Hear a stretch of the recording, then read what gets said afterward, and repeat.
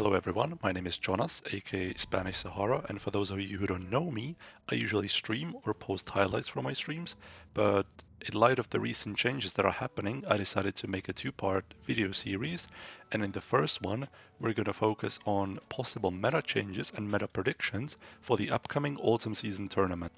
And in the second one, we're going to have a look at a compiled tier list of every single tier 10 tank, ranked based off their strength after the changes. And one more thing before we start, all of this are my personal opinions. If you find yourself not agreeing with some of them, I'd love to hear your opinion in the comments down below.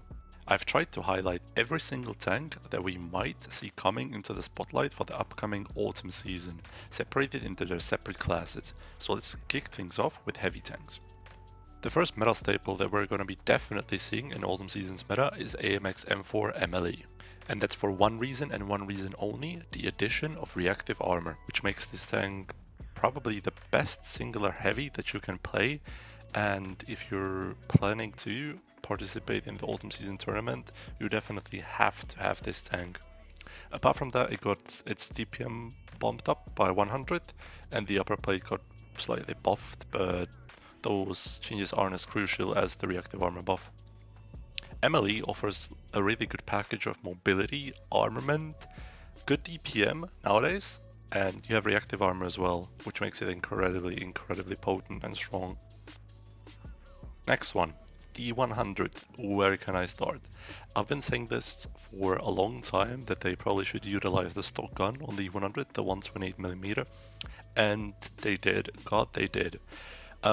They bumped up the DPM from 2,468 to almost 3,000. We're at 2,974 now.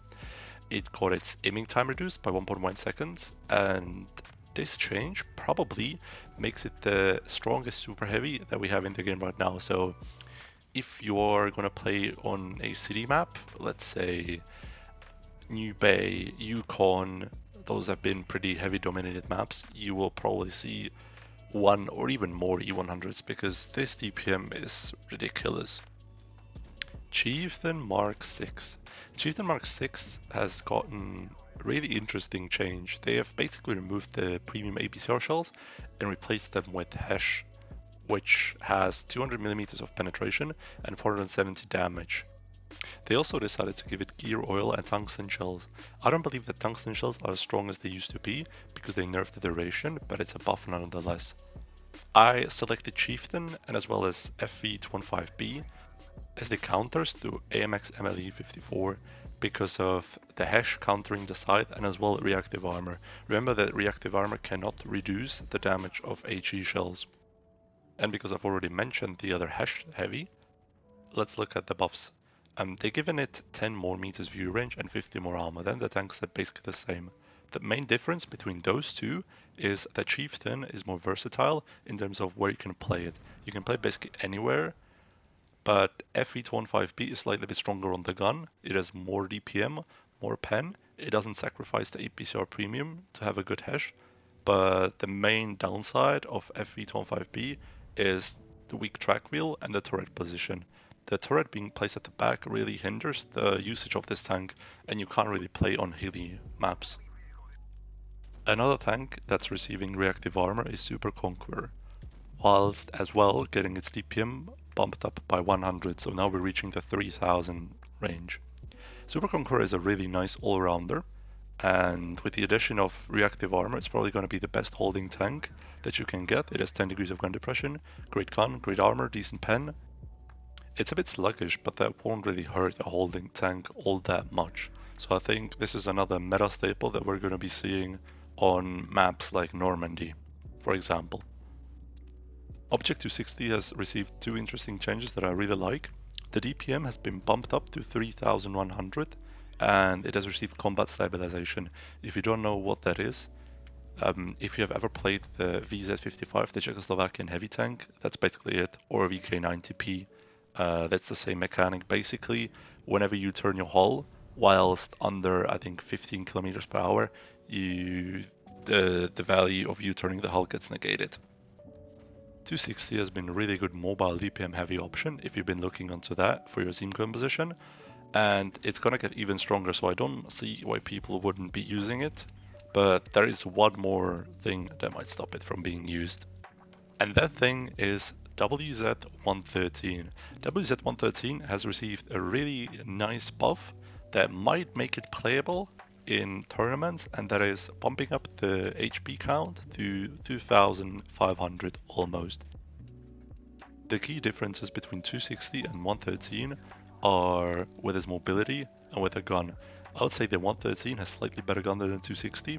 It has 100 more DPM, it has more pen, but it's slower than the 260. But as well, it has better turret and slightly better hull. And you're more flexible because you can side scrape with it, and you're not as tall, so working ridge lines isn't that hard for you, as opposed to 260. The next interesting change is happening to VZ55, the Czechoslovakian heavy. Everyone has been calling out for the addition of the two-shot clip from World of Tanks PC, and lo and behold, it's happening.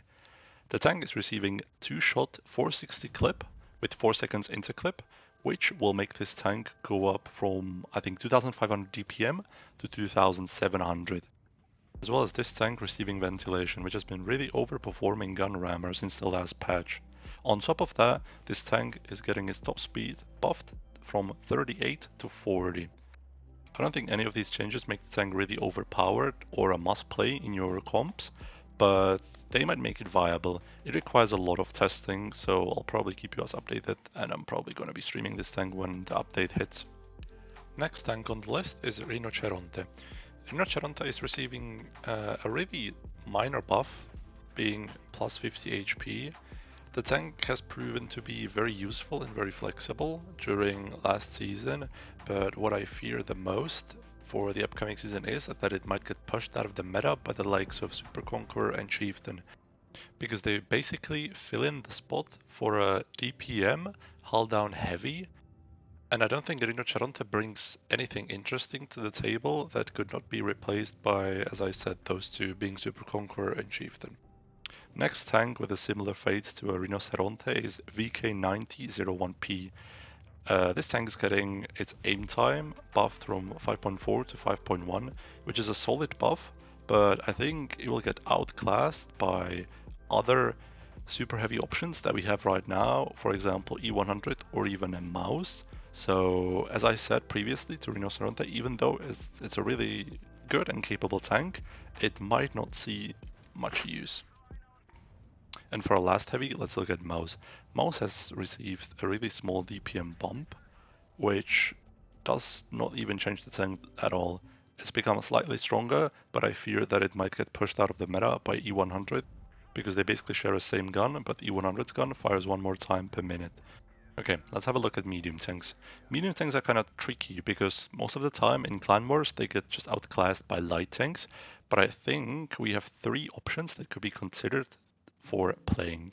So let's start mediums off with CS63, which has received really marginal buffs to its DPM, which is now 3500, power to weight is moving up to 21.4, and top speed is going from 60 to 62, as well as its dispersion being reduced by 0.2, and on top of that, the addition of adaptive concealment.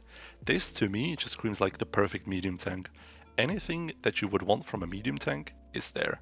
It's really fast, it has some armor, it has a really good gun, it has reticle calibration, it has tungsten if you choose to use it, and now it even has the adaptive concealment and a really great DPM. So this, for me at least, is basically the perfect medium tank. It cannot get better than this. Next medium tank that everyone has been talking about is E50M. E50M is receiving its DPM buff from 3300 to almost 3600, which is really massive. I don't even have to tell you that. It has received a slight armor buffs to its turret and to its hull, and it has received reactive armor. So if you look at all of those changes, they're suggesting to me that this is probably going to be the strongest medium tank, but I'm really doubtful about its use cases because the platform is really bad. You don't really want to have your medium tank be a big box without a camo and being sluggish. So I think even though these changes are really great and they're pushing this tank to an OP territory, I think it might get hindered by its platform. And for my last medium tank that could see the light of day, is Object 140. Object 140 has received a DPM nerf from 3700 to 3600, but the alpha has been reverted back to 310, which I see as a big positive. It has received +4 AP pen, as well as +8 heat pen, and the dispersion has been buffed from 0.326 to 0.307, which to me screams like a sniper gun. And I really like the platform of 140. I'm just scared that 140 will become a worse CS63, because as an overall package, CS just seems stronger. Let's move over to light tanks. This is also going to be a pretty short list because I think we have only 3 options for a light tank usage. First one being WZ1321. This tank is receiving a DPM buff to 3417. It received a pretty sizable view range buffs to 326 meters, and as well it has received gear oil, so the top speed will be buffed up to 71 kilometers per hour, which makes it the fastest light tank in tier 10. My reasoning behind why I think this is going to be the strongest light tank is the combination of view range, the mobility, and the 360 alpha with a really nice DPM.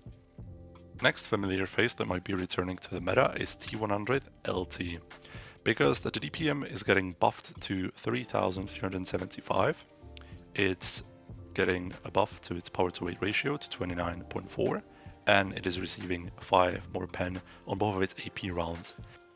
The only real reason why I included this when we have WZ132 in the game is because of the spotting mechanic. The spotting mechanic is probably one of the most broken mechanics in the game, and it is what's keeping this tank from being forgotten. In our last light tank, Vickers Light. Vickers Light, as well as Chieftain, is receiving some really nice changes, or let's say interesting changes. The DPM is getting bumped up to 3454, and it is receiving hash rounds as its premium rounds with 180mm of pen and 350 alpha, and 50 more HP on top of that. It looks really good on paper, but I'm really skeptical about the use cases of Vickers, because although it looks really good on paper, I don't really see working it that well in reality. So yeah, there is that. And last on the list, let's look at TDs. I only selected 2 TDs, although there's a third one that might also see play, but I'm not really sure about it. First TD is going to be Hori. Hori is getting its DPM buffed up from 3213 to 3366. And yeah, that's basically the change. It still has reactive and sandbag, and with the addition of DPM we might see some use cases, although this tank shares the same problem as E50M. It doesn't really have a good platform, although the numbers look good on paper, so I'm still skeptical about its uses in tournaments. And our last tank, Grill 15. Grill has received a 100 more DPM, bumping it up to 3600, 53 kilometers top speed, better power to weight, and rotation. Basically, this tank is going to be really good if you make passive holding strats on maps like Oasis, Canal, etc. Because the DPM now is reaching really solid numbers, or even broken one might say, and the added mobility should make it really nice. But it's, as I said, it's really strat dependent. Last thing that I'm going to talk about when it comes to Clan War meta is, or are, the tanks that will be moving out from the spotlight. So let's start with VK72.1K. This tank has been hit pretty significantly when it comes to its DPM, being reduced from 2615 to 2443, and it also has received some slight penetration nerfs. I think these DPM nerfs are big enough to push it out of the meta, because this DPM in comparison to, for example, the E100s or Mouse even, or any other super heavy, actually even VKP, are too big to make this tank even considerable for any composition. The next tank on the list is everyone's favorite WZ113 GFT. All I'm gonna say is thank God that this tank is finally getting gutted. Gutted for a comp, not exactly for random games, but we'll talk about that in a later stage of the video. The DPM is not changing that much, it's being reduced by plus minus 30 damage, but the alpha is changing from 640 to 650, which I think is a buff, but we have a really big nerfs on its rotation, going from 37.94 to 30.91, which is a big hit to its mobility, and it's losing the reactive armor that was really making this tank as oppressive as it was. And the reasoning on why we won't probably see this tank ever again in the meta is just because of the reactive armor change and the mobility change. This tank is going to be really easy to circle now and really hard to maneuver in tight spaces, which has already been a really significant problem with the GFT. AMX50B has received a really interesting nerf, which I don't really understand, because if it wasn't for this nerf, I would have considered it to be meta again because of the lack of high alpha guns, so it wouldn't be so achievable anymore. But they have decided to nerf the aim time from 3.7 to 4.4, which is really crucial when you think about it, because AMX50B has a 4-shot clip, so if your aim time gets nerfed, you have to count it for every single shell in that clip, which makes it really, really bad. Bad Chat 21T, where do I start? Probably the most broken light tank that we ever had in the game, with the most insane view range that we ever had, really good firepower, good mobility, troll armor because you have the upper plate, but that's all about the change. They're nerfing the reload by plus minus 1.5 seconds, which is a big change, but the most crucial change is the view range nerf going from 345 to 325. This will put it on par with the WZ 1321, but at the same time the reload nerf will probably get this tank out of the meta. Turret dispersion, not really that significant. Upper plate armor, not really that significant, because most people in comp have been loading heat when shooting on Bad Chat, so you negate the auto bounce angle. But yeah, as I said, the big view range nerf and the reload nerf are probably going to push this tank out of the meta in favor of the other two aforementioned light tanks, being T100LT and WZ1321. IS-7. I don't really understand IS-7 nerfs. They are really trying to push it out of the meta when it's already being kinda outshadowed by MX MLE, but let's look at their changes. Lower plate armor is being reduced from 150 to 139. This will make it more pennable for even medium tanks and even heavies with standard rounds. If they're not APCR, they'll pen it quite easily. And the top speed is being changed from 42 to 40. As I stated previously, this is just a worse AMX MLE because the MLE just outclasses it in every single regard, whilst also having a reactive armor. Concept 1B changes are really interesting. It's getting a small DPM bump up from 2,944 to 3,019, but because the GFT is getting pushed out of the meta and we might see stronger hull down tanks being pushed into the meta, whilst also these tanks being kind of specialist in their own regard, like Chieftain being the hash DPM support and Conqueror being the holding tank. We might not see much concept just because it doesn't fulfill any additional role that Conqueror or Chieftain could not do. One of two mediums that I've selected to move out of the meta is SDB1. Even though it hasn't been that big of a meta staple, I think it's been probably the only playable medium tank, apart from like two others being 907 and Leo. But the change that is happening to the SDB is really crucial. It's getting its DPM reduced from 3,288 to 3,093. This is really weird because the only thing that this tank had going for it was the AP pen, the AP premium shells, and also the ability to play hull down in every single position because it had 11 degrees of gun depression. But this DPM nerf is kinda making a mediocre tank on paper even worse, so I don't think we'll be seeing this tank ever again. And the last tank on the list is Leo 1.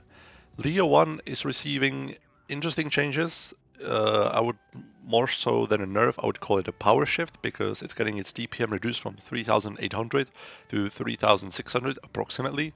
The gun depression is getting nerfed to 7 degrees from 8. And even though this is still a solid support medium tank option, it gets outclassed by the likes of CX63 or even Grill. If you're looking just for a sniping support tank, that might be just a better option. If you have made it this far into the video, I would like to personally thank you. If you want to make sure not to miss out on the second part of the video covering the random games tier list, I would urge you to subscribe to the channel, leave a like under the video, and if you have any other suggestions or comments regarding those changes, please leave a comment down below. Thank you so much, and bye bye.